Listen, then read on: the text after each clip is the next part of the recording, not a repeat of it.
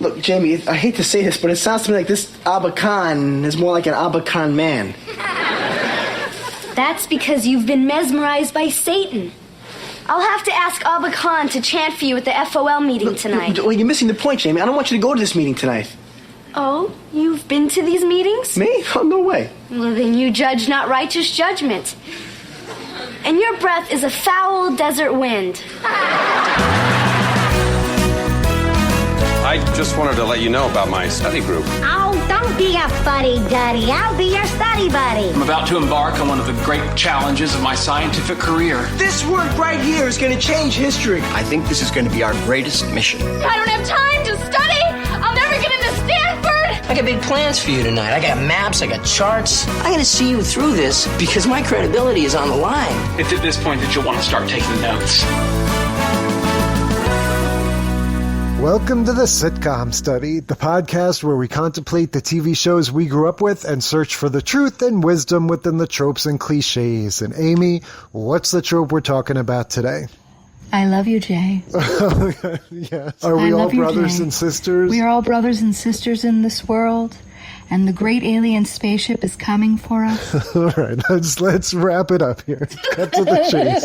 We're joining a cult, Jay. Joining a cult, a subject that is just, perfect for sitcom storylines because... Sitcom shenanigans. It involves large groups of people acting very silly and doing things against their own interests and is yet somehow a thing that happens again and again in real life. Yes. Do you have any proximity to this? Any experience with cults? Do you know anybody who was taken in by a cult? Did you have a cult that came into town and had to be dealt with? Well documented, Jay. Well documented. I grew up in the headquarters of Scientology. Okay. Clearwater, Florida. That's right. They will say they are not a cult. Yeah, I was just going to say, when do we get to the cult part? You're talking about a legitimate religion. A legitimate religion that is in no way at all a tax dodge.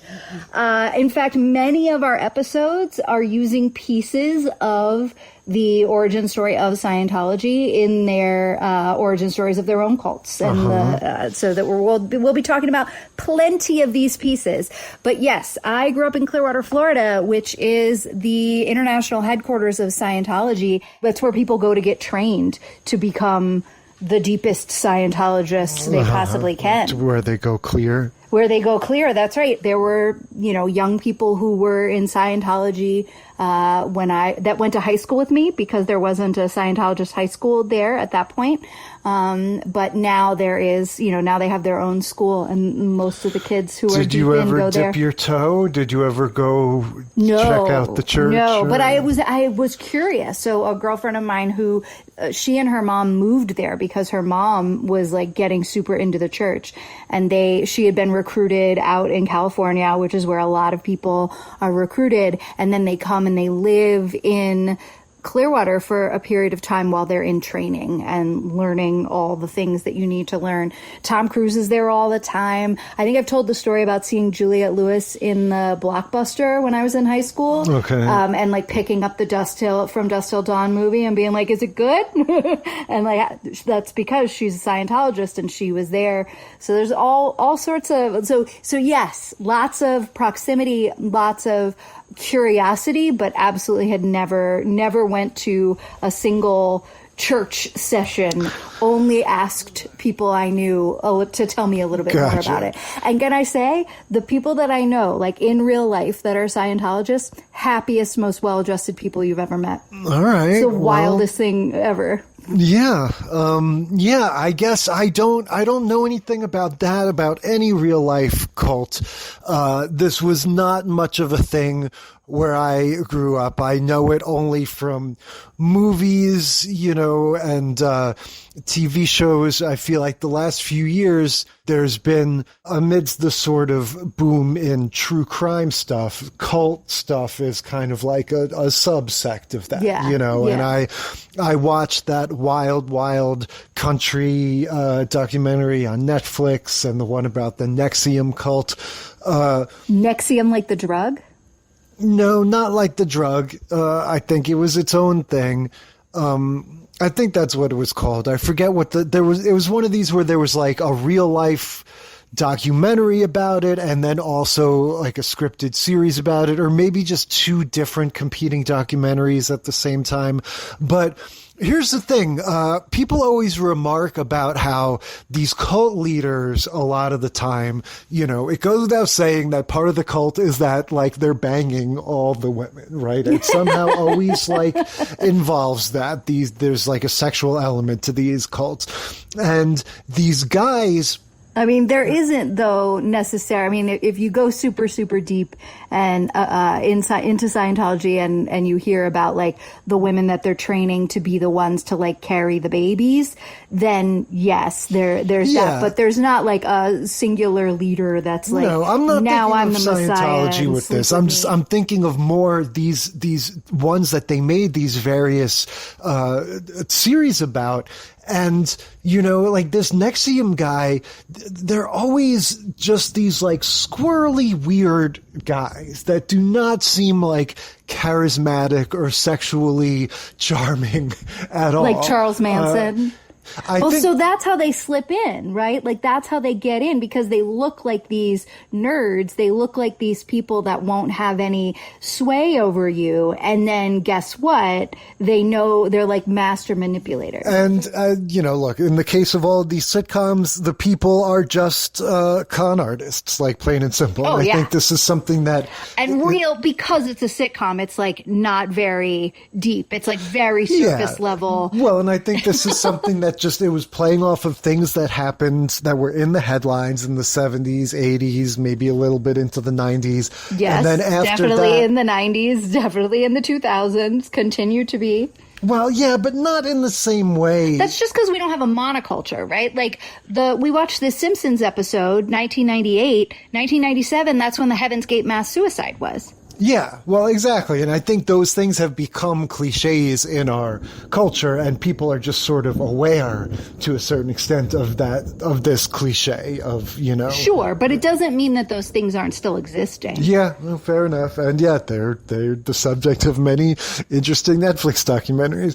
All right, what did we watch? What are our shows? We watched Three's Company, Season 3, Episode 7, Chrissy and the Guru, Charles in Charge, Season 4, Episode 16, Curing the Common Cult, The Simpsons, Season 9, Episode 13, The Joy of Sect, and Parks and Rec, Season 4, Episode 6, End of the World. Yeah, so starting with Three's Company, we've covered this a few times. Very silly, I'm going to say. This is a very silly show. It's becoming clear to me why this was not encouraged in my households, by my parents.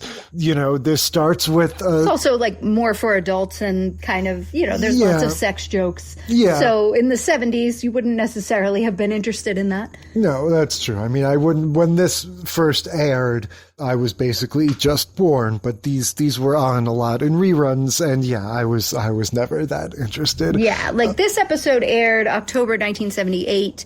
I definitely was interested in the show in reruns, but that's because I thought John Ritter was so funny. And that's the thing, like, and a lot of the sex jokes went over my head. But in this episode, this was not a great use of his funniness, right? Like they had this other guru who was very charismatic and, peace and love and all of that. Yeah. But what I liked about this episode, though, was the way they set up the sort of intrusive nature of these cults. They had these two women come into the Regal Beagle, which is the bar that they hang out at, and they're shaking their tambourines and they're wearing these long robes and they look just like the Hare Krishnas that were all over campus when I went to college. And so they're shaking their tambourines, wearing the long robes, and they're like, peace and love, give us a donation in our tambourines so we can continue spreading peace and love. Yeah. And they're an annoyance. Like our three main characters are like, God, I just want them to go away. Yeah. They're talking about how they're all brothers and sisters and they're disciples of Swami Rama Mageesh. Rama Mageesh. Swami Rama Mageesh. Sorry, Mageesh. Is Swami like a title?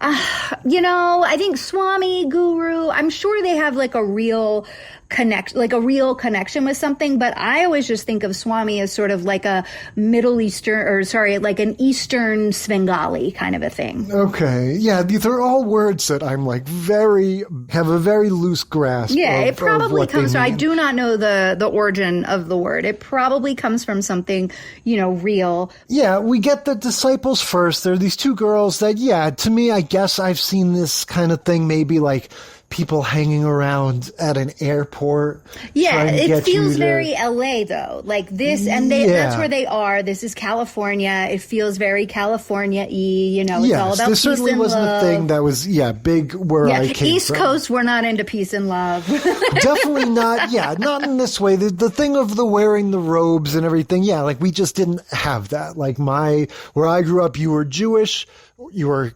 Catholic, or you were nothing like us. Like you didn't have these like colorful other like variations on like your cosmic worldview. But we get the disciples first, and then we get pretty quickly the Swami himself. Yes, right? Rama Mageesh comes in, and he is, Chrissy is depressed for no particular reason, and the gang's trying to cheer her back up, and she gives all the money they have, $4.75 or whatever, that was going to pay for all their drinks that night at the Regal Beagle, which is like, wow, what a difference, 45 years makes. Yeah, she gives them all her money just because. Not just all her money, all their group's money. Just because like they asked for it. Basically. Right. And she's like, well, this will make me feel better. And so then, they explain to Rama Mageesh that he's now has all their money and he gives it back to them. And Chrissy is like, what a sacrifice this man has made. Like a benevolent guy. Let's spend a moment to Chrissy. on him, because this is going to be definitely the trope that we can track are these, sort of charlatan. These leaders. Cult leaders. Yeah. So this first guy, if this show took place in 1980, that's when this aired. 1978. This was a time, this was a hard time to be around middle-aged men, I think, in general, right? Like, this is a high time for skeeviness, for oily, hairy, greasy guys. 1978, 1980, like, these are times when it's like, it is considered, like, effeminate to do anything beyond, like, shave, take a shower,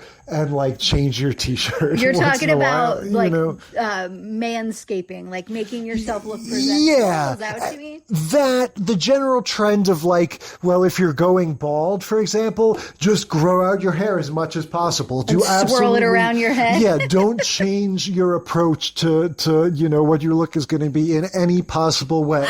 There was definitely a chest hair thing going on in this time. There's just a sort of like hard living thing that happens with a lot of people at that time, where people in their 30s say, have that like Clint Eastwood, like they already look old, even though they're only 33. So I'm saying all this to wind up to this Swami guy. Like, how do we want to describe him? To me, he's got very much the vibe of like somebody that would be at an orgy in 1970. Oh yeah, no, I definitely see that. To me, he kind of looked like a less svelte dancer version of Bob Fosse. Okay. He's cast to be insincere, so he has this like flaky attitude, but he's like, I guess he's not exactly like greasy, but he is hairy and leathery. He's got this sort of double top knot thing that when you take a closer look, it looks like they like just attached a braid to his like normal hair and sort of swirled it around and then let it hang, as like the indication that he is this, Swami or whatever. But yeah, it's weird. It's like there's only one piece of hair that's grown long. It's like a rat tail that's emanating from the crown of his head instead of the bottom. It's very strange. And then he's also like the thing that I couldn't get over. So all of them are wearing these like coral, sort of salmon color, flowy robes. And the accent color is like this purple, not like a deep royal purple, but not like a lilac either, sort of in between, sort of a lavendery kind of color, and like a pinky purple. And the girls are all wearing it like a twisted up rope headband and like a twisted up rope belt. For him, he's got like an open robe with no shirt. Yes. And then these, like the salmon material has made pants for him. But over top of those pants, he has this like giant sumo wrestler diaper looking thing made out of the purple material. So it's like this weird, it looks like this giant purple cod piece that comes all the way up over the drop crotch. And so it's like very long and very bulging. And he stands with his hands on his hips and like pushes it out. Yeah, so definitely has the lot. vibe of like, yeah, like just a high school theater costume closet, just being like, what could we find? It's like a little bit of an Aladdin kind of vibe with like very loose, like earthy tones and like vaguely, I don't know, Middle Eastern like garments. Definitely, Eastern inspired. Like I said, I think some of the garments here are definitely Hare Krishna inspired, and the tambourines and the singing. But that's he's all. like a 35-year-old white guy. Yes. And he has found the light. And all he needs is to raise enough money to go and build his commune in Big Sur. And so Chrissy has decided after this meeting, after seeing him in the bar, and he gives them their money back, she deems this as this like great act of sacrifice. She's just very enchanted by him and mystified by him. Like he'll say a lot of like flowery stuff. He talks in circles and she's like, that's so brilliant. None of it means anything, but it's speaking to her, and that's exactly the type of people that, these charismatic cult leaders like you're talking about sort of prey upon are good-looking, dim-witted, broken young women. And so, Chrissy's perfect for that, but she's not alone in this world. She's got Janet and Jack to look out for her, and they are not buying it.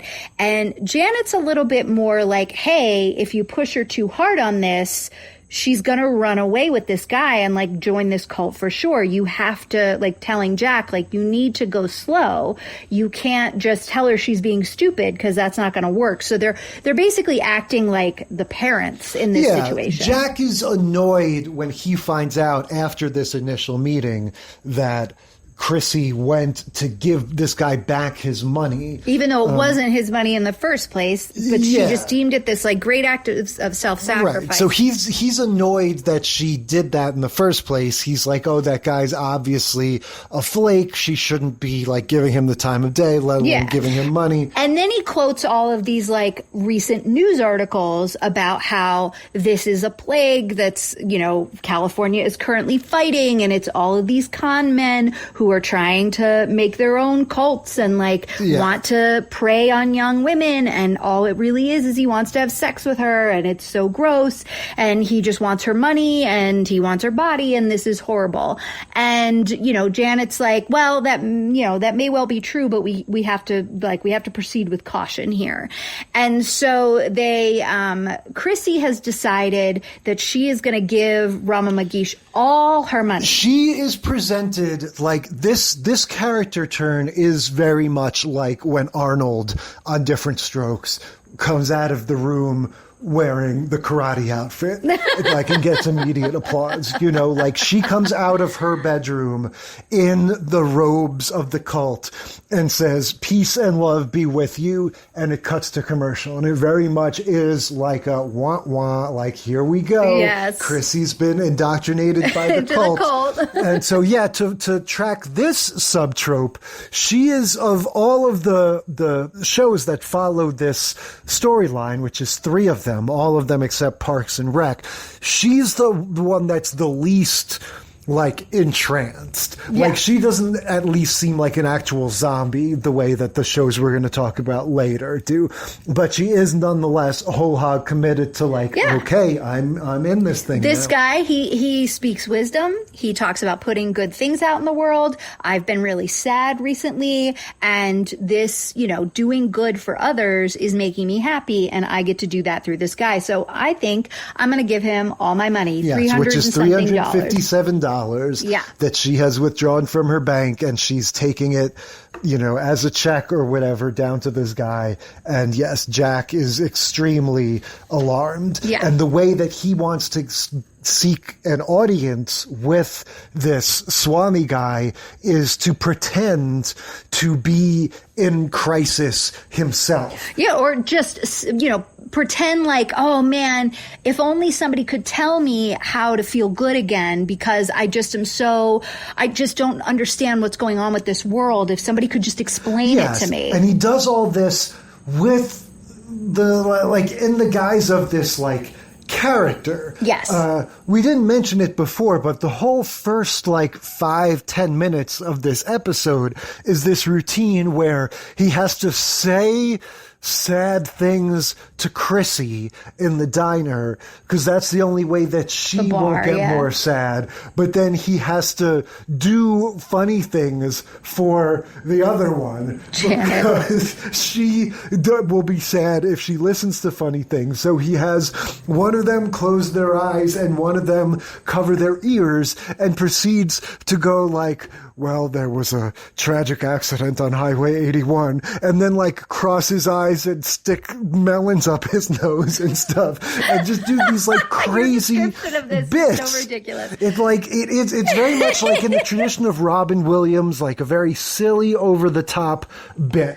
Yeah, it was an excuse. We're in season 3, man. This is an excuse to let John Ritter do something silly. He's performing silly for us, the audience, for the other characters. Absolutely. And then that happens again at this part that we're talking about, where instead of just saying, I would like to talk to this guy, he's no, I have to make Chrissy think I'm in a mental crisis. So let me If only there was somebody who could help character. me and talk to me and explain the world to me.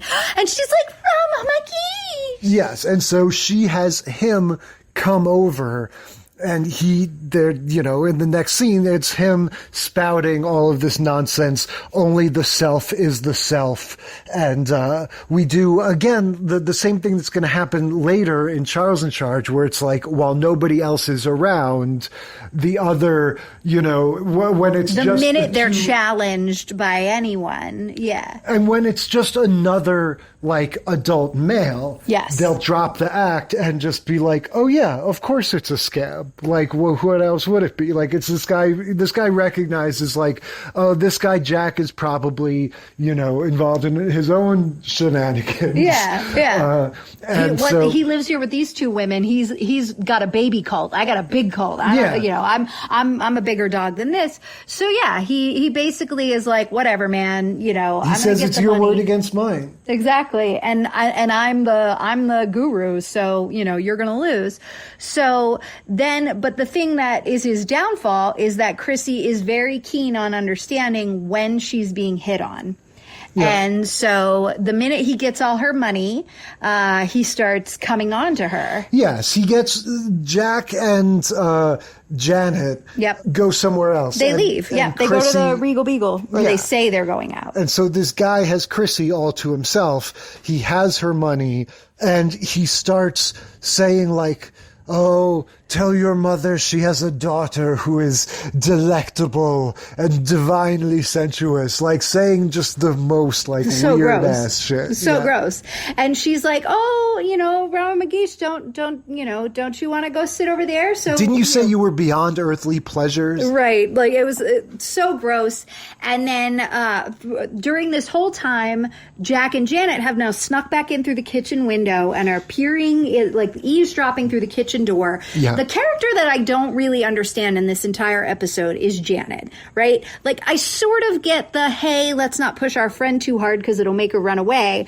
But then she is sneaking in the window and is like, we can't do this. We can't listen to them. We can't. This is so wrong. And I'm like, no, it's fucking not. Yeah. Like, you know this guy's bad news. Why are you acting like this is a big deal? No, she is a non-entity in this. It was such a, like what the way they were writing for her in this episode was just kind of lame.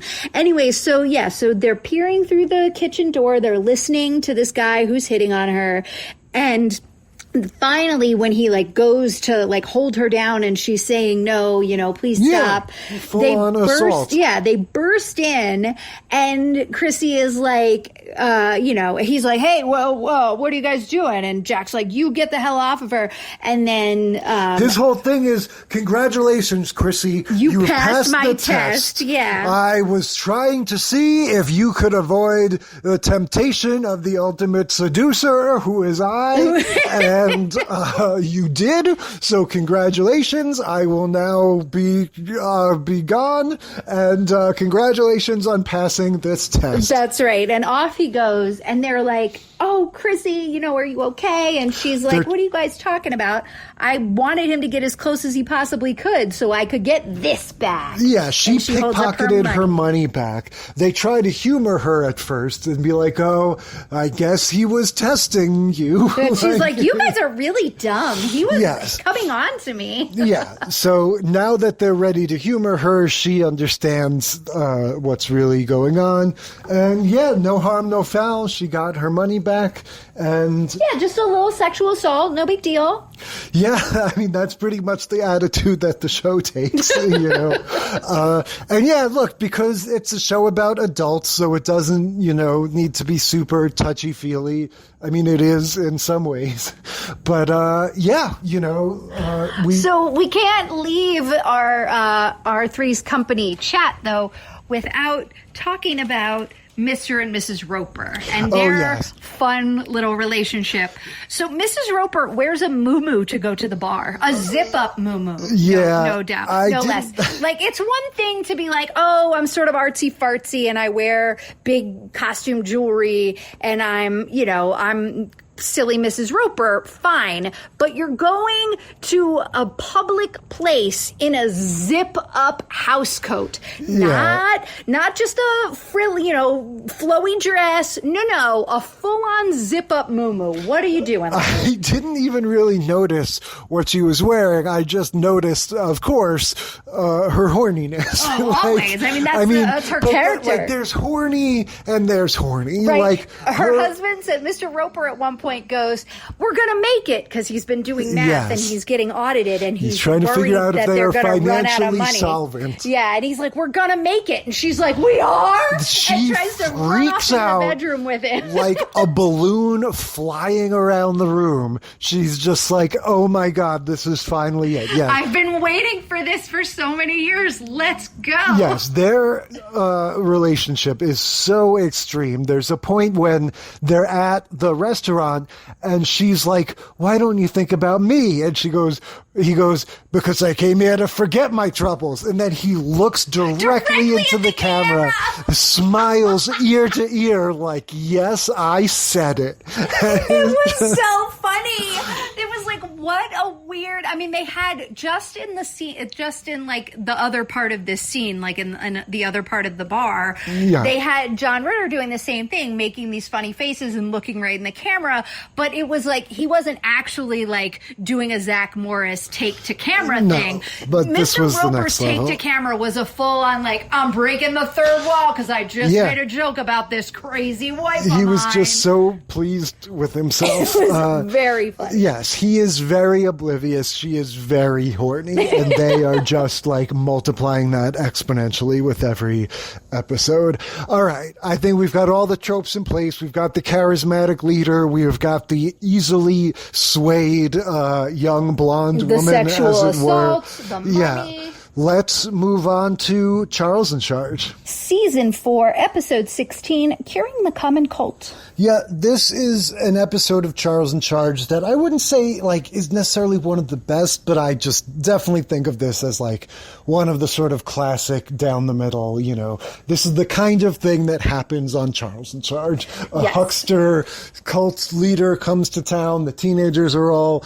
enraptured with him. Charles has to, you know, exercise some common sense, teach them all a lesson. Life goes on. A little bit of hijinks along the way. Yeah, what I find so fascinating about this is that it's Jamie that gets taken in by this cult. Not that Sarah's too smart. Yeah, Sarah's too smart, but it's like we don't get to see any of the progression of this happening, right? Like, basically what happens is the episode opens and the whole family is waiting for Jamie to come home from tennis camp. Back from tennis camp, yes. It's always interesting the way these sitcoms will take the same story but sort of pace it out differently. So, yeah, we don't see the initial indoctrination here. It all happened at tennis camp, right? She went away to tennis camp. Yes.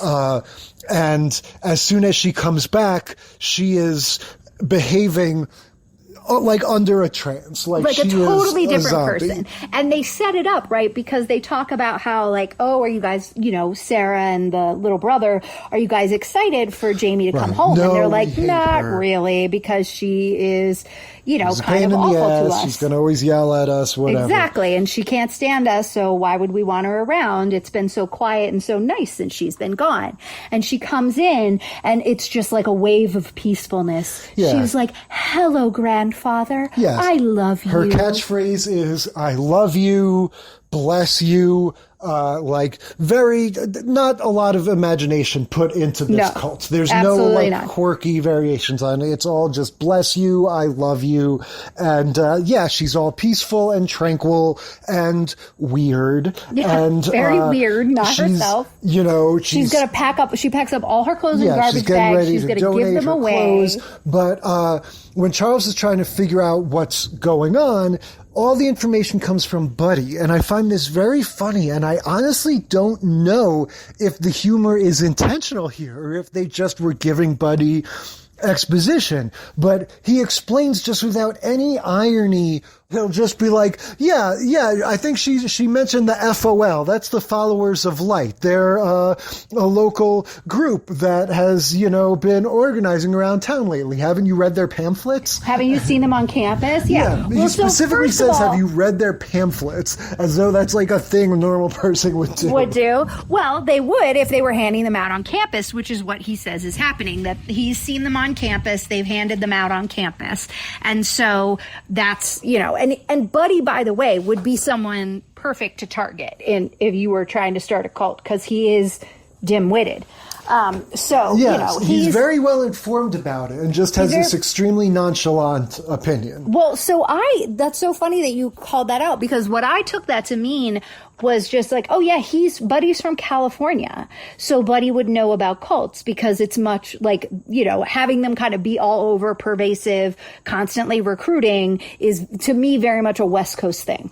Yeah, I guess they're just, the way that they wrote this dialogue was Buddy would say something like sort of outrageous about the cult. Like, oh, they've been telling all the young people to, you know, pack up their living supplies and run away from home. Yeah, I'm going to go get a sandwich. Yeah, exactly. He's like, oh, yeah, to drop out of school and leave their parents. Yeah, and then he would immediately say something like, I'm going to go, you know, get my oil changed or whatever. Yeah. And that's what made me think it was sort of a joke. I definitely think it was on purpose. I definitely think it was a joke. Like, of course he would be one of the ones that they're trying to recruit. But the other thing that I kind of love about it is this is also the episode for me that looms large from Charles in Charge, because this is the one where Buddy's business in one of the scenes is making a massive bread ball. Oh, yeah. Business as in like his background business. Yes, not the like business he starts that he's as doing incorporated. the stage business. You're right. The business that he's doing during the conversation that they're having while they're in the kitchen is there's all this, you know, crazy shenanigans. Charles is freaking out about FOL, and Jamie just keeps touching his shoulder and be like, I love you, Charles. Yes. Well, and every time he challenges her, she'll go like, I don't blame you, Charles. Charles, you're just mesmerized by Satan. Yes, exactly. Satan's got a hold of your heart, Charles, and that's okay. It will take time for you to rid yourself of those shackles. Yes. She's she's very not Jamie. And so Buddy's business is he's got scissors and he is cutting off the crust of an entire loaf of Yes. white bread. Yeah. And I mean, legitimately an entire loaf. And I was like, what's he going to do with this? The first time I saw this episode, I remember being like, what's he going to do with this? What's he going to do? What's happening? Is he going to make 1,000 peanut butter and jelly crustless sandwiches? Like, what's going on? And he has these stacks of no crust white bread. And by stacks, I mean, they're 8, 9 pieces of bread tall. He's got 3 or 4 like the way you would have them. stacks of poker chips, Yes. but of little he's bread got about sandwiches. 3 of them, and he picks 2 of them up, smushes them together, picks the third one up, smushes it together, and as he's talking to Charles, just continues carrying on the conversation. Charles takes a look at it, kind of shakes his head, and decides not to engage. Yeah. And Buddy is just smashing all of this white bread into a congealed ball of bread. Yeah. And then he takes a bite, and I have never wanted to do something so much. Is there other stuff in there, like little sandwiches? It is just bread? a ball of bread, crustless bread, and but the scissors too. Yeah. The scissors cutting off. It's very funny. How did you even come up with, while we're doing this scene in the kitchen, I'm going to make a bread ball? Well, What's a bread ball, I Willie gotta Ames? tell you, watch. This episode is directed by Mr. Scott Vincent Baio, so that's who we have to thank for the brilliant stage antics. But yeah, Charles decides, I need to look into this and see what's going on. So he goes to one of these meetings. Because Jamie says to him, you can't call this a cult. You can't say it's bad. Have you ever even been to a meeting? Yeah, because again, this is about 10 years after the Three's Company episode. So we're in the mid-'80s. As a society, we're already sort of aware of there are these cults. They make you do crazy things. Yeah, there have been plenty of mass suicides and all sorts of crazy things. So at this Charles, point. not to mention just general runaways, kidnappings, all that kind of stuff is very much on people's minds in the public 80s. consciousness in 1989. So Charles goes to this meeting that's just being held at some local rec center or something, and this guy. It's the same set they use for the talent show, in the final season. Yeah, or usually when they have a classroom, they just put chairs in it and stuff. Oh, it's the same space? That's interesting. I thought I saw a stage. So this is, it's not Swami this time. It's Mr.,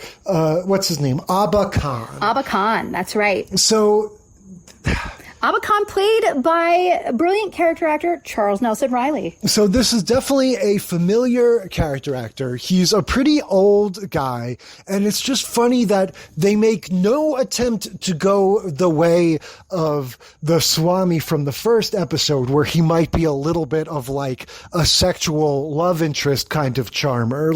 These are all teenagers. This guy is way older, and very to their old credit, and very gross. Yeah, and he, to his credit, he does not go there at all with these kids. You never get the vibe, at least I don't, that he's trying to bang any of these teenagers. But it's just so funny and bizarre that all of these teenagers, because they're all teenagers. This isn't like the Movementarians and the Simpsons where it's a multi-age thing. These are all young teenagers that are just completely 100% all in on everything that this Abba Khan guy says. And he's just this crusty old guy with white hair and white robes. Why the show just makes no effort to try to show you why they would be enamored by him, why they would be captivated by him. It's just at least in The Simpsons, they have fun with it, and they're gonna brainwash you Clockwork Orange style and stuff like that. With this, it's just supposed to be these teenagers heard this guy going hey, peace and love, everybody, I love you, and they're oh, we gotta hear more of this. So what it seems like is that these are, teenagers have angst, and he's preying on this angst, right? Like, my parents aren't telling me the truth. They've been lying to me forever. They've been lying to me since I was a child about Santa Claus. So we can't trust our parents. We're looking for someone to trust. And that is the kid. There's her friend, Kim, right? Yes. Kimberly is the, sort of enabler. Right. That's She's the one that man. kind of introduces Jamie to this whole cult situation. But then there's another boy that has a bunch of lines. He just sort of represents the Greek chorus of he's like, but wait, he's going to tell me the meaning of life. That's what they're seeking. This reminded me guidance. very much. But that kid, he was recognizable. I looked him up. He was in Tremors. Okay, sure. Yeah, yes. And he's been he was a, yes. I remembered him from other kids, from other... Can't Hardly Wait and stuff like that, but I know him from other things too, but he also has a very similar vibe to Kevin Arnold's older brother in Wonder Years and stuff. But yeah, this thing of the kids needing a guru so badly, like a spiritual leader, it reminded me of the Fraggle Rock episode where they find the radio and they don't know what the radio is, and they hear the commercial for Manny's World of Carpets, and they're like, oh, this is God, essentially, we need to listen to it. And then then they hear the commercial for Bob's Burger Barn, and half of them start believing in Bob's Burger Barn, and half of them start believing. And they're just painted as this is the voice of another level. Until Rambling Matt, or not Rambling Matt, what's the Traveling Matt. Yeah, Traveling Matt, but that's not what I'm talking about. I'm talking about the Jim Henson character. Convincing John. That is he's the one, he's like a traveling musician. Convincing John. Yeah. And he comes into town and then everybody follows him. Yeah. There's an awful lot of culty kind of things happening in Fraggle Rock. But the thing with this, to make another comparison here, what Abad, what's his name? Abba Khan. What Abba Khan is missing, if you look at the greatest cult leader of the 80s, Shredder, right? And the Foot Clan. In the Ninja Turtles movie, they show you how they made this arcade for all the kids to go to where they play video games and they go on their skateboards and eat candy and smoke cigarettes, and they're allowed to do whatever their little, 12-year-old ne'er-do-well heart's desire. It's the island in Pinocchio. Pleasure Island. Yeah. And then the next level after that, after you're on the hook and they have your loyalty, is to start introducing you to their agenda. Right. They don't just start with some crusty old guy and go hey, everybody, do whatever he says. No, but the agenda that Shredder is sort of going for is the Tyler Durden Fight Club playbook, right? Yes, but it's also just in a more broad sense, run away from home, live with me, serve me, I'm your father, I'm your family. Yeah. And so, And commit these crimes in my name. Yes, but that's what I'm saying is that Abba Khan didn't have the skateboard he just video wants the game money. He wants the kids to run away from their parents. Yes, and he inexplicably get the money for him. Yes, and he inexplicably gets them to just be under his spell. And he wants them to run away from home. He wants them to give him money, which he'll then donate to the poor, he says. Yeah. Again, classic sitcom problem solving, right? And Charles is okay, I need to do something about this. We should mention, of course, this is another episode where the mom is conveniently, she is mentioned, but not seen. She's out at some, knife convention or whatever her job is, some sort of Isn't she a journalist? Yeah, I forget where she is and what she does, but she's not in this. She's raising her own children. That is what is actually happening. But instead of Charles saying look, I need to tell the parents about this. Well, he tries to tell the grandfather, and the grandfather's you handle this, Charles. Yeah. Don't have my granddaughter running off into the night. Right. Instead of going to the local authorities or any of the things that a person might do, he says, all right, Jamie,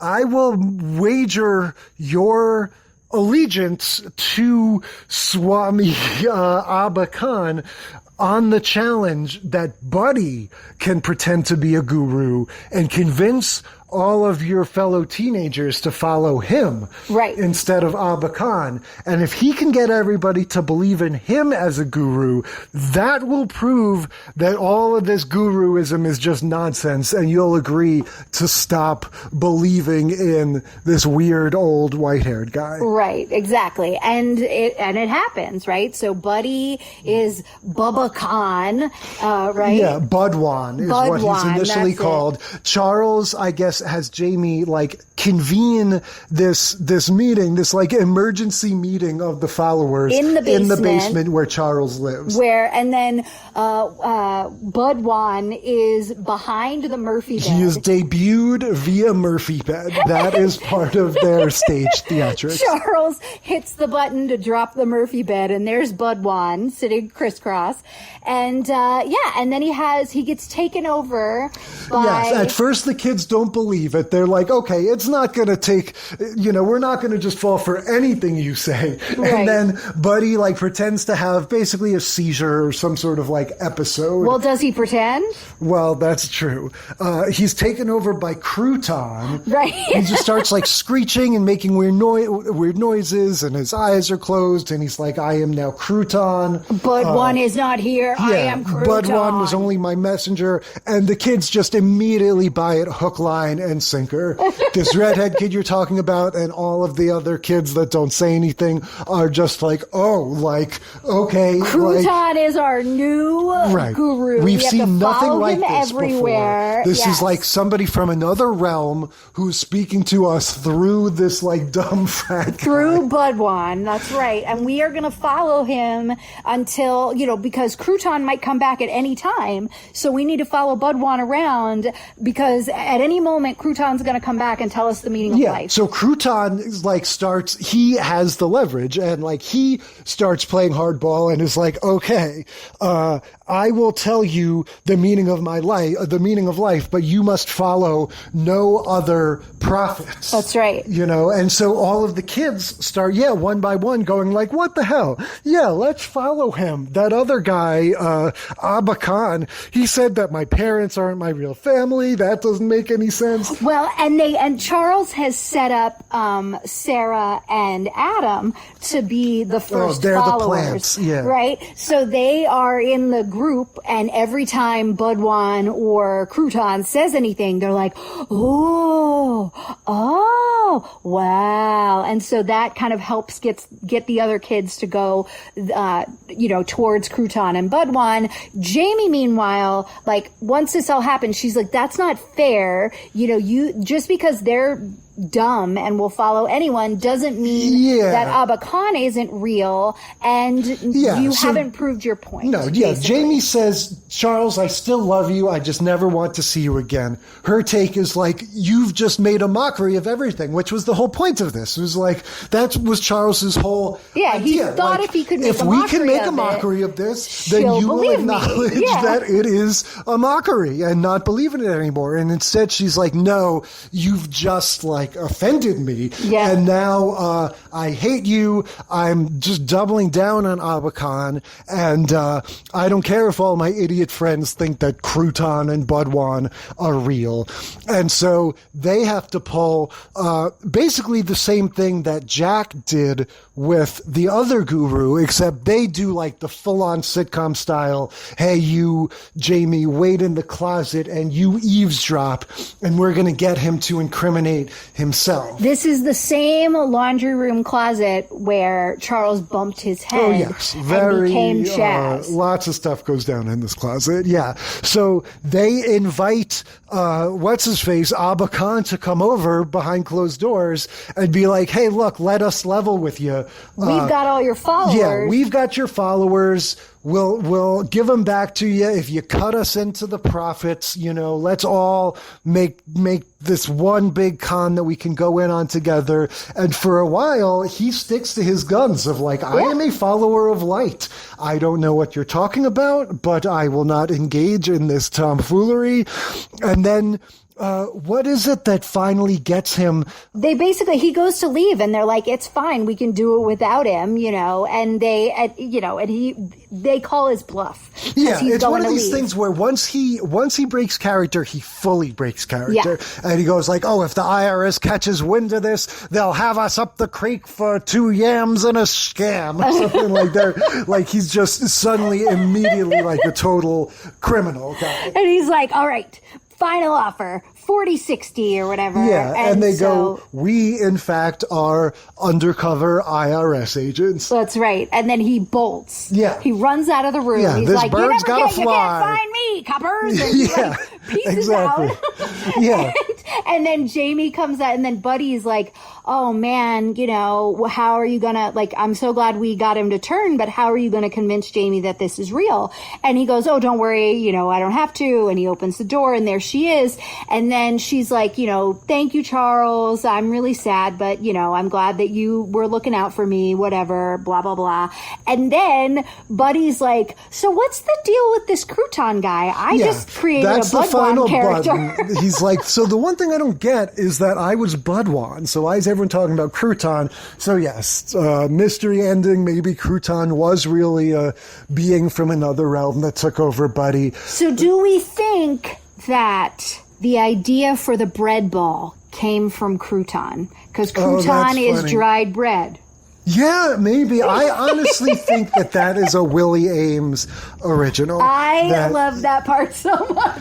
I do think we get, in a sense, the closest thing to a real thesis statement from any of these shows. At the end of this, we get Charles when he's giving Jamie the little talking to, because, again, Three's Company is about adults. This time we've got kids, so we need to make it a little more like, what's the lesson to learn here?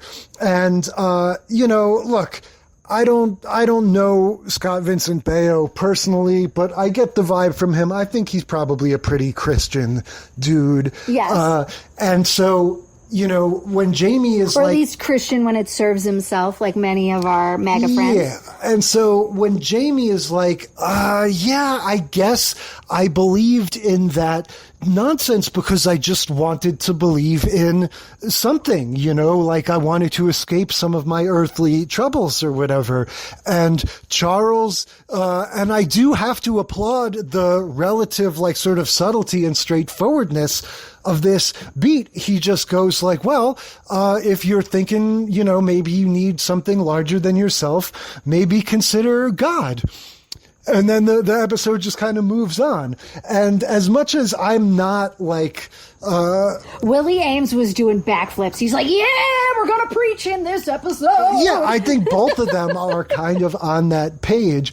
But what's his character that he does now? Like Jesus Man or something? Well, it was Bible Man. But I don't think it's now. It was in the early 2000s or late 90s. But I do sort of get behind the idea of look, I personally am not necessarily into anything along these lines, but if you are going to involve yourself with some kind of organization that tries to explain the meaning of the universe and the nature of life and the cosmos and everything, at least maybe stick to the ones that have been around prior to 1900, at least stick with the classics. Hey, you're called Mormonism there prior to 1900. Whatever it is. You're good. You can be a Mormon according to Jay. Yeah, just maybe go with the basics, not the things that you find at the local shopping mall. Heinous war crimes across centuries. Those should be the ones that you decide to look for your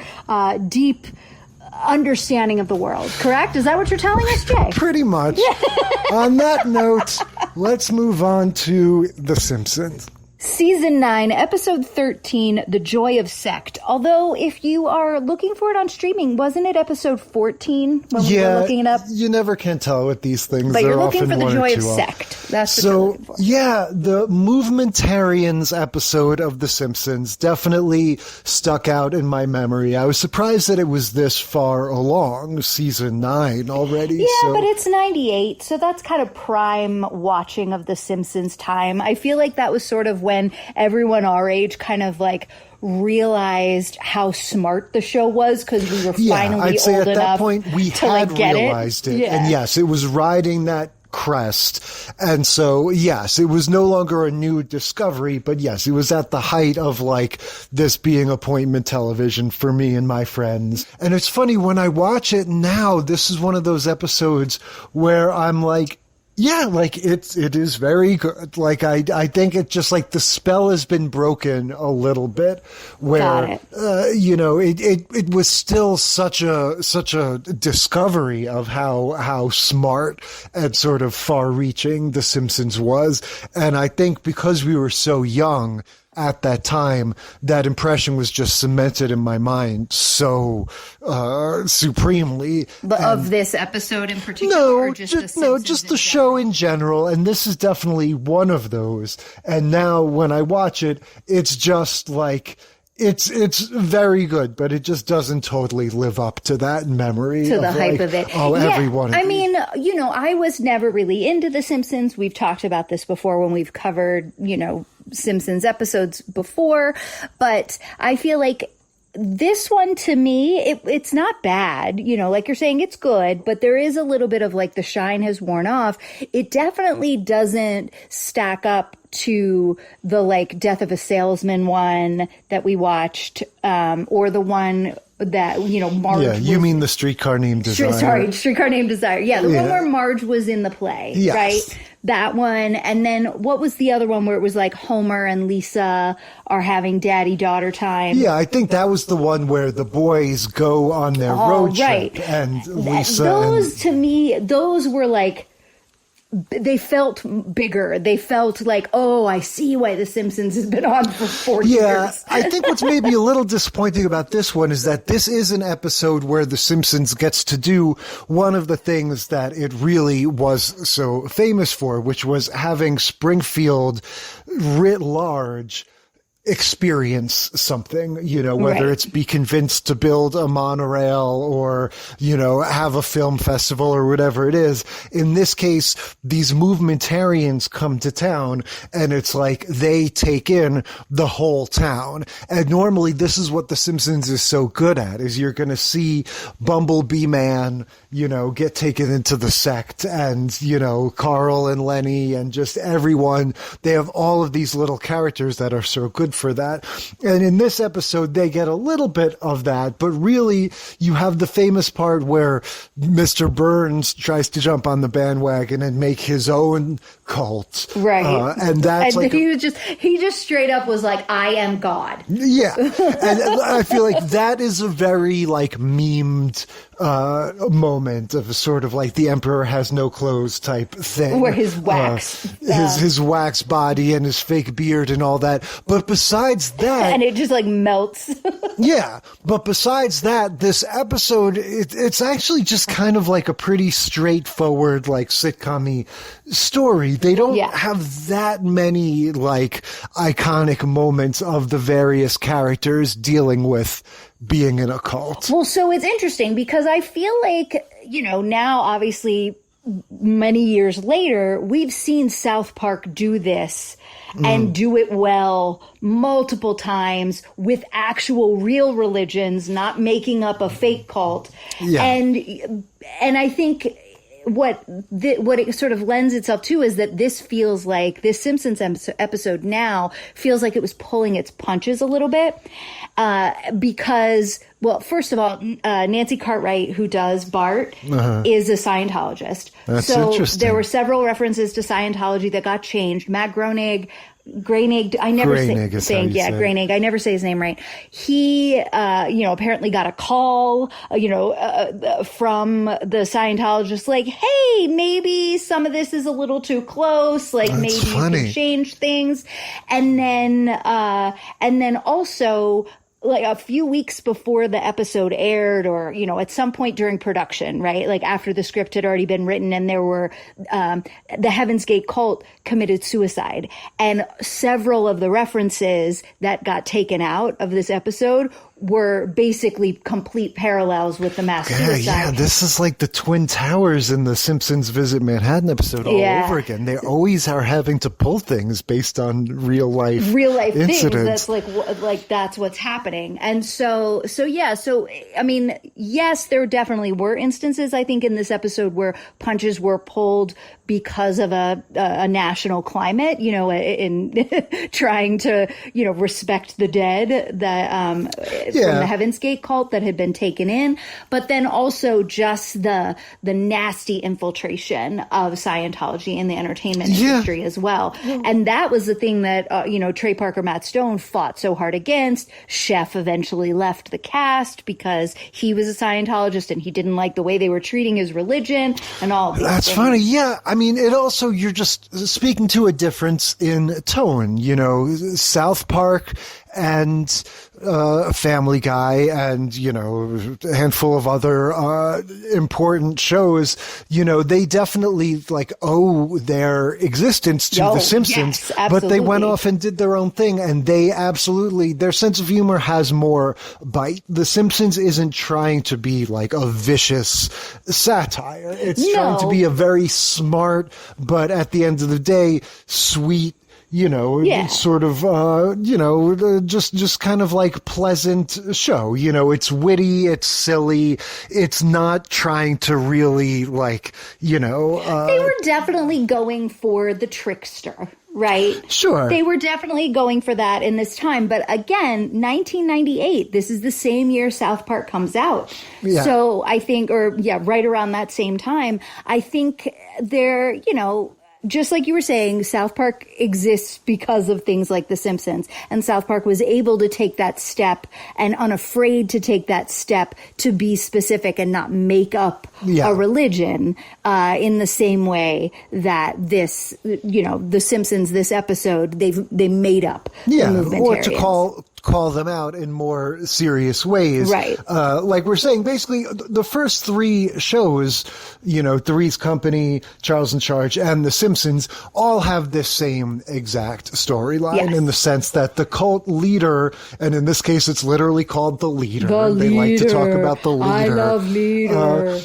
They're just a person that wants money. It's just a scam, you know. It's not like, it never goes to as sinister a place as like they're trying to get you to drink poison Kool-Aid or anything like that. Right. It doesn't go that dark. I do like in this one the way that they keep the leader as this sort of secretive, shut away person who just waves to them from a Rolls Royce, which apparently is a real thing. There was some cult in the 70s or whatever that they took that from. I was going to say, I think that was a characteristic of I think several of these ones that were on the documentaries and stuff is that not necessarily that they only wave to you from a car, but like in the first few tiers of these organizations, once they get big, you don't get to meet the leadership. It's not until later. But this is a fun, this is an episode that moves through very briskly the story points. Homer gets sort of sweet talked by these two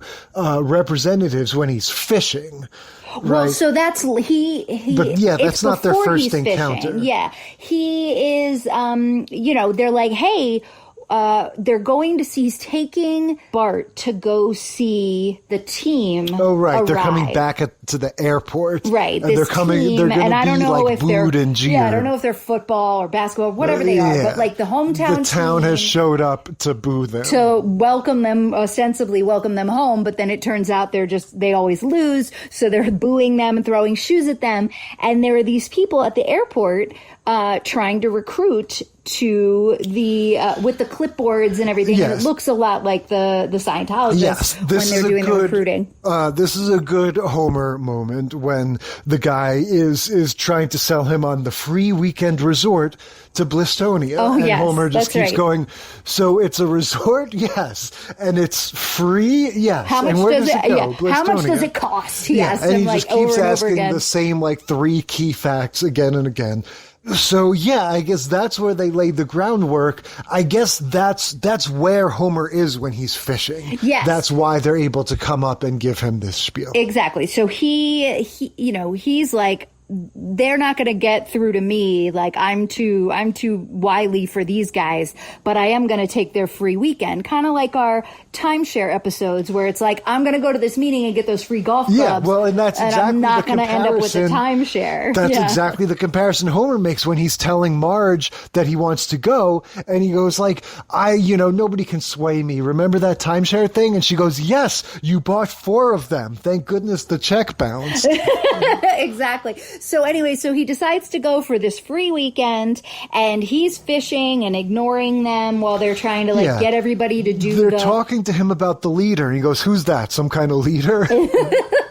And so they've convinced everybody else to come in and watch this movie, before they go and enjoy the rest of the weekend. And everyone just is sort of like, yeah, whatever. Not Homer. He's not going to go watch this movie. He's going to fish. But then they sort of talk him around in circles. So he's like, okay, I'm going to go watch the movie. And they do this thing of every time anybody gets up to leave the movie, they're like, you can leave anytime you want. And every time someone stands up, this bright light shines on them, and the movie stops. And this voice from a god mic is like, "Where are you going? Why are you leaving the movie?" Yeah, and this is the leap of faith that we have to take, which is a little bit easier with the animated situation, where watching this movie, it says 6 hours later. Yes. So watching this movie is basically enough for pretty much all of the townspeople to become once again sort of entranced, to go into this zombie-like state. They're like, we love Peter. Yes, they're totally indoctrinated. Everybody feels blissful, and Homer is like the holdout. He's the one that's just like, this is boring, this is stupid. They subject him to the circle of judgment. Well, before that, so the reason the movie doesn't touch him, the 2 people that keep trying to convince, trying to get Homer and convince all the other people to come along, they're like, no, the movie breaks everybody. Why isn't this happening? And he's like, well, I make up my own stories when it gets boring and stop paying attention. Yeah. And then they give him the circle of judgment where everyone's shaming him. And he's the most humble person ever. Yeah, it's very he's silly. Just I guess I could stand to lose a few pounds. Yeah, he's being kind of Flanders-esque in this moment, just letting everything roll off his back. And they eventually get to him because they established early on in this episode that Homer has a thing for the Batman song, right? Right. Batman. And so they just do that. They want to try different chants. They're like, oh, chants get everybody to come on board. They try a few cheerleader type chants, like the leader is good, the leader is great, etc. And then, they do this leader, and that works. Yeah. And Homer joins the rest of the townspeople in being indoctrinated by the leader, but he still has to go and win over the rest of the family. Yes. Which he does not do. He just gives the cult the deed to their house, and then they get evicted from their home, and they have to go live on the commune. Well, but there's a funny fields. scene, though, with him back at the house having dinner with the family, and that it's another one of these just funny little writing things where Marge goes, I think it's like they're coming back from a commercial or something, and Marge goes, "You what?" And Homer goes, "Come again, Marge?" And she goes, "You what?" The same exact way. And then he says something like, when I join an underground cult, I expect some support. It's the same beat as Chrissy, just sort of casually being like, yes, I am now going to, he says it's not going to affect our lives in any way, except that we're all moving to the compound so we can serve the leader better. Yes. In his, glowing light. So they reluctantly join him and move to the compound, and they're harvesting for the leader. Marge says, "You promised me when we got married that my harvesting days were over." They used to work the fields. They say, your family will be housed here for the first 1,000 years. Right. So this is honestly... Homer's like, oh, that's great. What a great starter. Yeah, it's because it's funny with all these things, my mind doesn't go to Scientology as much as you. I think of more like these like Davidians or well, just like these. This one definitely had. There was a lot of like. Well, so they do a mass wedding like the Moonies did. Yeah, and there's this one references like a bunch of stuff exactly, on as purpose. The Simpsons does. This thing about 1,000 years does remind me of Scientology. Yeah, and the spaceship. The spaceship that's a very Scientology thing, and. Yeah. What happens? The kids don't get brainwashed until they whip out the little bastard brainwashing kit. That's a recurring joke. Bart is actually like doing well in school because you don't really have to know anything. All you have to answer, the answer to every question is the leader because the leader is great rather than actual learning. And so Lisa keeps getting questions wrong and getting in trouble.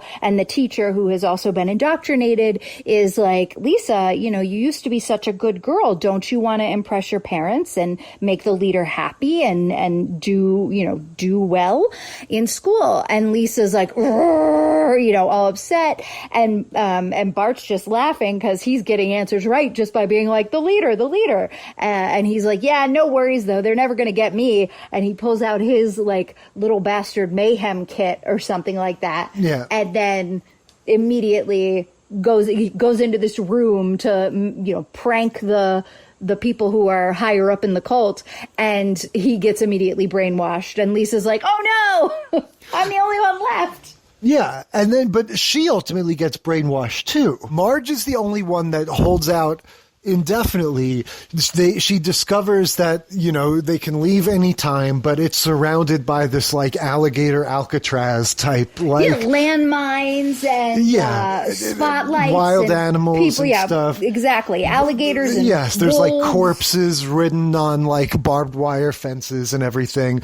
But nonetheless, when I think it's maybe seeing Maggie start to get indoctrinated, she has a point where it's like, that's the last straw. Yeah. And she takes the kids and does just like superhero style. Well, she's superheroes by herself. Okay. Right. And then she enlists, she goes to the Reverend, who's in the process of burning the church, not for the first time, right? He makes a comment like, oh, I can't believe I'm doing this again. Yeah, I didn't think I'd ever have to do this again. So the only people left in town are Flanders and his family because they're Christian, and the Reverend, and Mr. Burns and his assistant. Well, and Sideshow Willie offers his services. Sideshow Willie? Not Sideshow Willie, sorry. Groundskeeper Willie offers his services. Oh, right, Groundskeeper a la Willie. Quint from Jaws. Yes, the Scottish guy. Yes.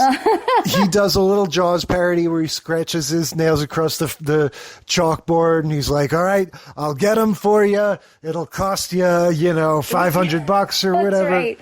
The deprogramming is free.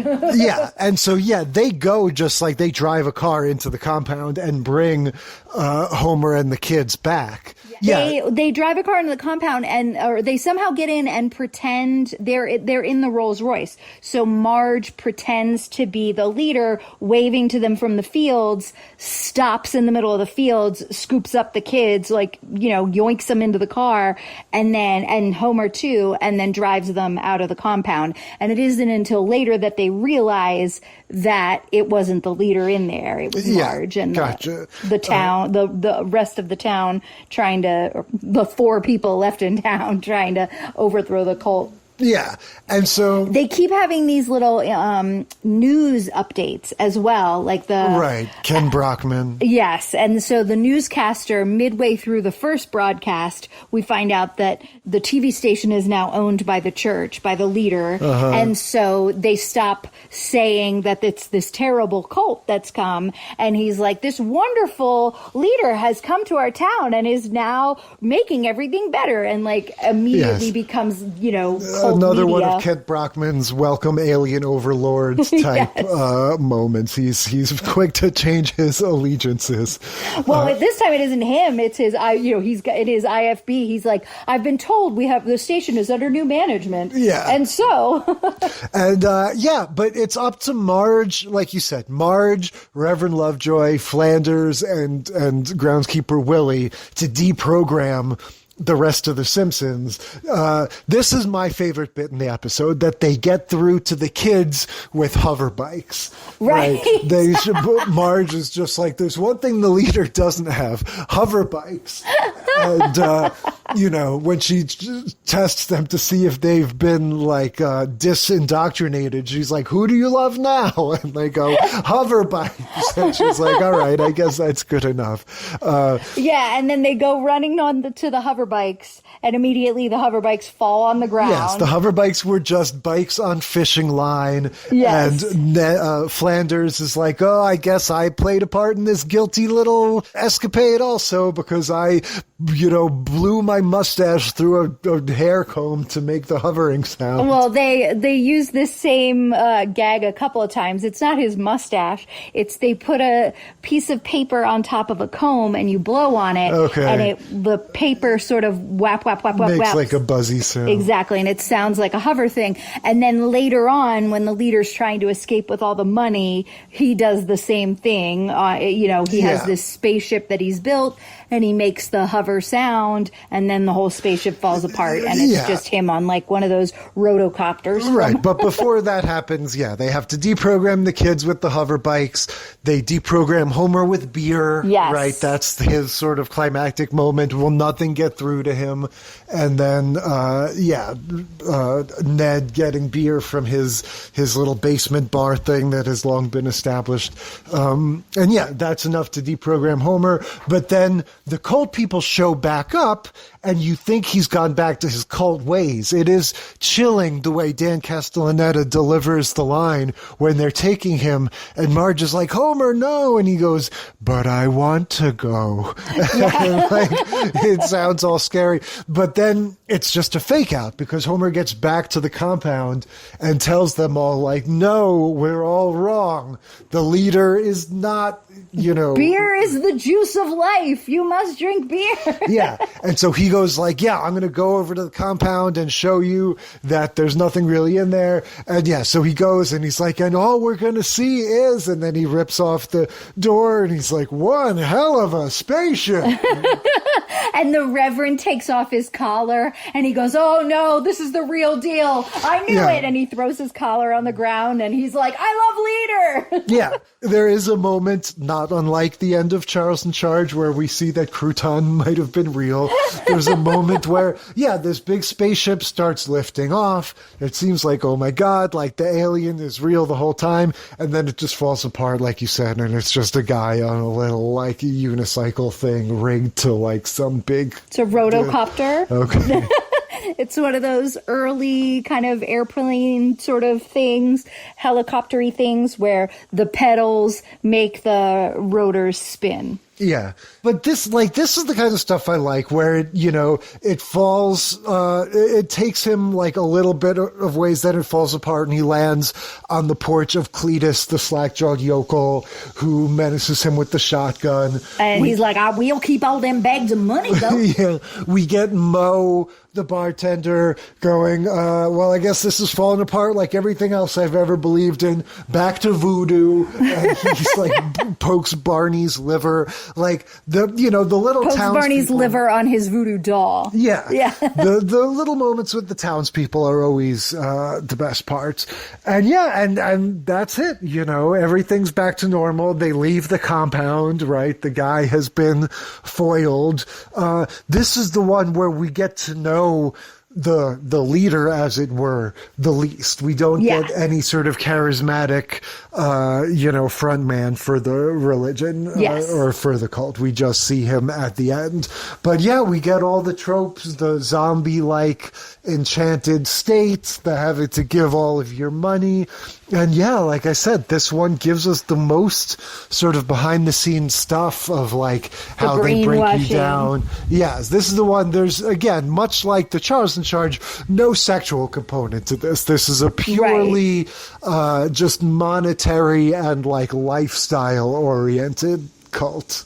That we get to see, right? They're not talking about like they're taking the women, you know. We didn't get to that level yet, but So I think you're right. It just kind of it's real straightforward in terms of this is the way you get indoctrinated into a cult, and look how insidious it can be.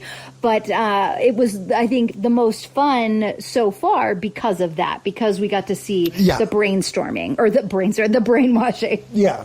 All right, let's finish it up with Parks and Rec. Parks and Rec, Season 4, Episode 6, End of the World. Yeah, so this one is a total outlier. This is a nice little sort of dessert after those other three. It's not as silly as Charles in Charge might be. This takes the idea of the cult less seriously than any of the others. Yes, this is very like, I feel, kind of like postmodern, right? This is very much like, oh yeah, we all know these cults are a thing. We all know their deal. And this is just sort of a quirky aspect, another quirky aspect of Pawnee, right? Yeah. In every episode, we find out there's some sort of random, racism or some deep-seated feud between them and the next town, all sorts of things like this. This is just another aspect of this quirky town. Yes. They have this cult, the rationalists. The reasonableists. And every couple of years or so, they have this all-night vigil in the park because they say it's the end of the world according to their text. Yeah, this is a very gentle ribbing of the notion of a cult. Like the way this is all presented is very fun, and as often with Parks and Rec, it has a sort of warm-hearted Bob's Burgers-esque kind of attitude. Yeah, these people live amongst us. They're a little bit wacky, but they're all in good fun. The way this is initially presented, the relationship between Leslie and this guy who's the leader of this cult, I think his name is Herb something. He's an older guy. Yeah, and he's not even the leader, right? Or he's their liaison. He's the one who has to sit down with Leslie and get the permits and stuff to make so that they can have plans. this all-night vigil. But basically everybody in the town just sort of appreciates this in a different way. The people that are new to this, though, are Ben and Rob Lowe's character, whose name I always forget. Chris, that's it.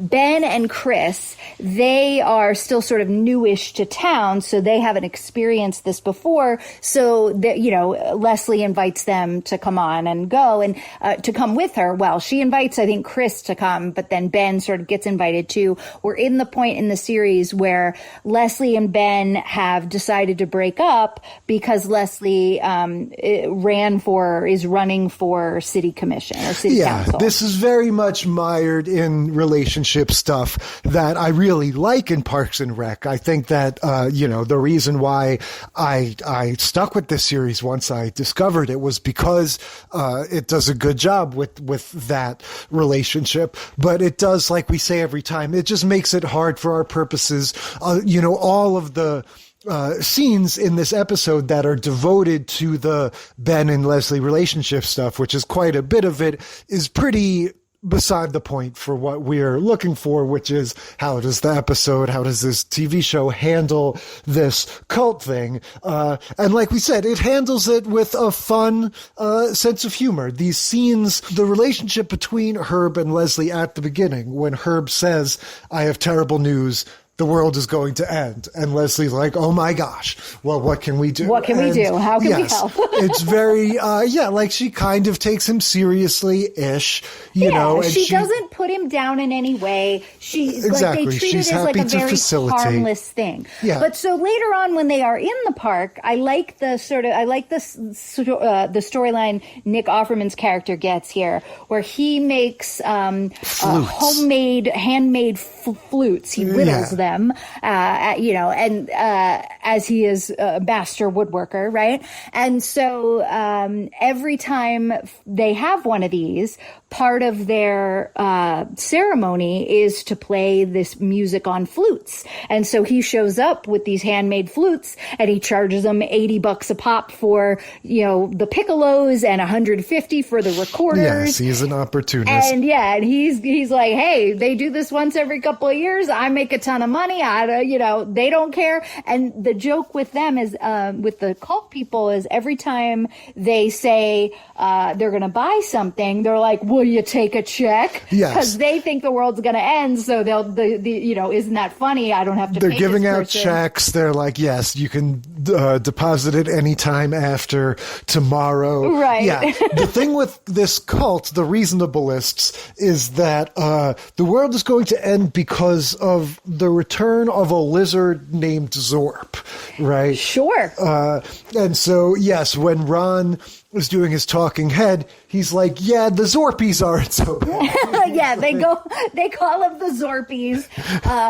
But we do get a little bit of a background as to how this cult got started. Yes, it's part of the origin of the town. Yes. So the cult got started by this guy who wrote a book about inventions or something. Like, why not organize it? Organizing. Yeah. He's like, why not organize it? And it was a smash hit book. Yeah. And people were like, kind of like Marie Kondo, right? Clean up your life. What was her thing? Like finding joy or whatever. It was like, you've given me lots of joy and now I release you. Her whole thing. Yeah. And so that is kind of what the initial book sounds like. And then they go into the story and they hold up the second book that he wrote, because the first book was such a great bestseller about this idea. Now he had this second idea about Zorp, this lizard alien. And so he wrote another book, and everybody who loved the first book bought the second book. The book is Organizing 2, Engaging with Zorp. And so, but the book itself looks exactly like Dianetics, which is the L. Ron Hubbard book that started Scientology. It's got the volcano on the front. And then they talk about how they came up with their name, the Reasonableists. Yeah. And it was because if anybody ever questioned them, you would be questioning reasonableness. So these are all tenets of Scientology. This is how Scientology got started. L. Ron Hubbard had a bar bet with a friend that he couldn't write a book, right? Like his friend bet him he couldn't write a book that would start a religion.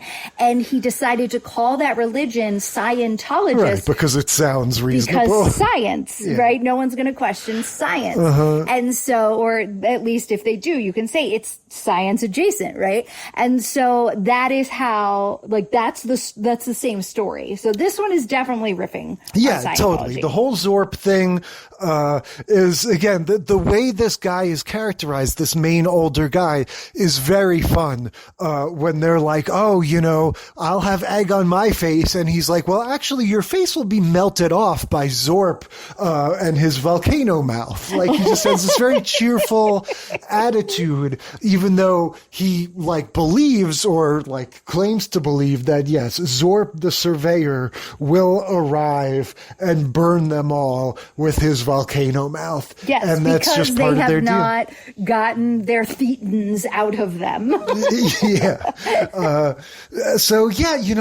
Again, most of this episode really is about Leslie dealing with her feelings for Ben and having, said that they can't be together, but then not wanting him to date other people, blah, blah, blah. Shauna Mulway Tweep, who is another local journalist. She's there covering the story of the end of the world, and she and Ben start having a little bit of a flirty conversation, and Leslie's like, this cannot happen.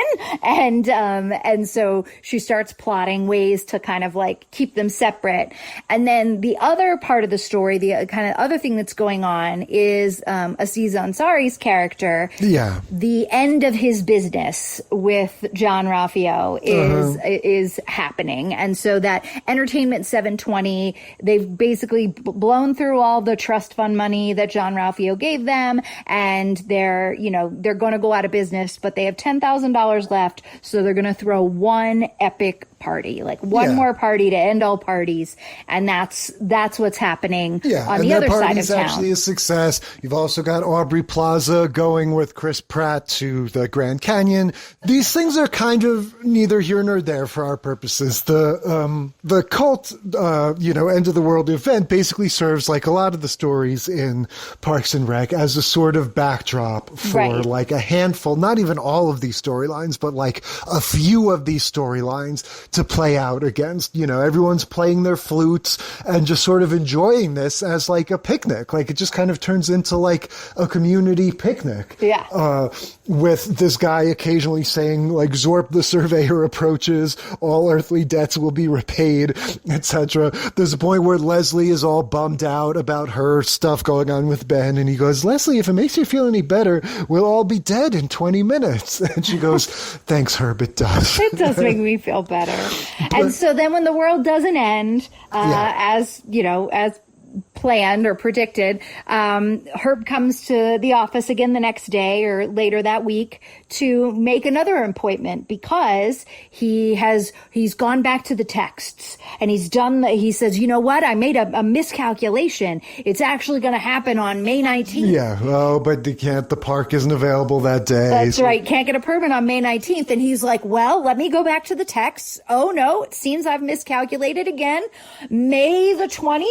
And she's like, yes, it can be made. There's a permit available. Again, a very nice relationship between Leslie and this guy, that she just fully accepts that, these weirdos have their thing, and it actually is kind of a nice thing for the town, even though the reasonableists are anything but. And I feel like this is the most sort of like best case scenario for how a cult could actually like exist as just this kooky little group in the community that throws a picnic every now and then and, buys flutes from a local artisan. Yes. All right. So looking back over these, what do we think? A lot of fun overlaps in the way these cults were portrayed. Any overall thoughts? So I sort of appreciate the way the cults were, like the culty stuff that we got in the last two episodes the most. Yeah. Right? I like it, like we talked about with The Simpsons, the brainwashing. I liked in Parks and Rec the way that it was just sort of, it was a very pleasant relationship. There was no, anger or discontent between the townsfolk and their local, yahoos that believe in Zorp. And so I liked both of those for that reason.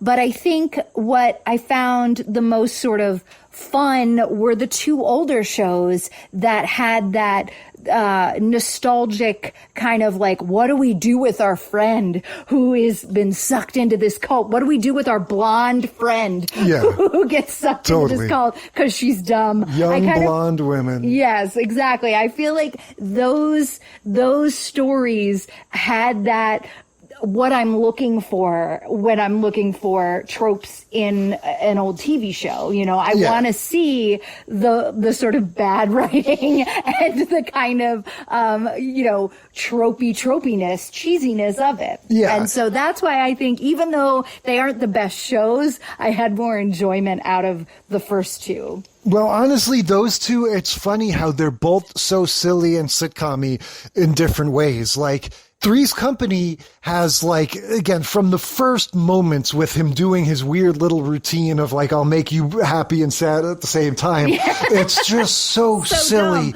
And so Mrs. Roper, like, practically, like, humping the chair out of, like, sheer... so that Peg Bundy exists because of this But Peg Bundy was just so much... Like, Peg Bundy is the picture of subtlety compared to Mrs. Roper. Yeah, so much of it was over the top, but then when it comes time to sort of solve the cult problem, it's just Chrissy going like, oh no, I'm actually not that dumb after all. all, and I've come around to realize that this guy is not all he claims to be. Yeah, his big mistake was hitting on her. So Yeah. that's why in the later episodes it's not about sex. Right? Whereas Charles in They Charge figured it out. is like the sitcomiest solution possible, where it's like, oh, the only possible way to get rid of this scammer is to start our own cult that's even more ridiculous. And then if we can sway all of the local teenagers to believe in Budwan and Crouton, then we'll disprove, we'll have shaken the credibility of Abdul Kamar or whatever his name is. I just want to sit down with the writers and be like, what was going through your mind when you came up with Budwan and Crouton? So yeah, I think the overall episode, I think The Simpsons is the best because it is just so dense with jokes and they do so much with the process of like showing you, here's how they indoctrinated them, here's how they keep them in, here's the things they try to do. But I will give the Best Guru Award to the guy from Three's Company. I think just that sort of greasy, craggly dude from... Overly tanned, but also like wearing tanning oil in a bar. Just that leathery guy from the late 70s. Definitely like he had the sort of cringe factor of this dude that's claiming to be like, the bliss and brotherhood, but really just wants to like set up a system where he can bang like 7 women at the same time. Yeah.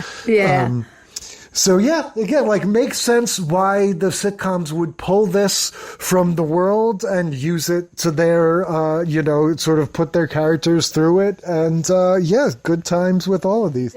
So much for joining a cult. What are we talking about next week? Well, we're celebrating the teachers, Jay, because it's almost back to school time. And in our next episode, the teachers get to get a little freaky. Yeah, we're talking about parents getting together with teachers. What are we watching? We're watching The Andy Griffith Show, Season 3, Episode 29, A Wife for Andy. Full House, Season 2, Episode 17, El Problema Grande de DJ. Actually, would that be Dehe? Or Del D... Yeah. De Jota. De Jota. Oh, yeah, Jota Ka. I only know it from the alphabet. We're also watching iCarly, Season 1, Episode 25, I Have a Lovesick Teacher, and Suburgatory, Season 1, Episode 9, The Nutcracker. Yep, Parents Dating Teachers is next week, and until then, we will consider this segment of the sitcom study concluded.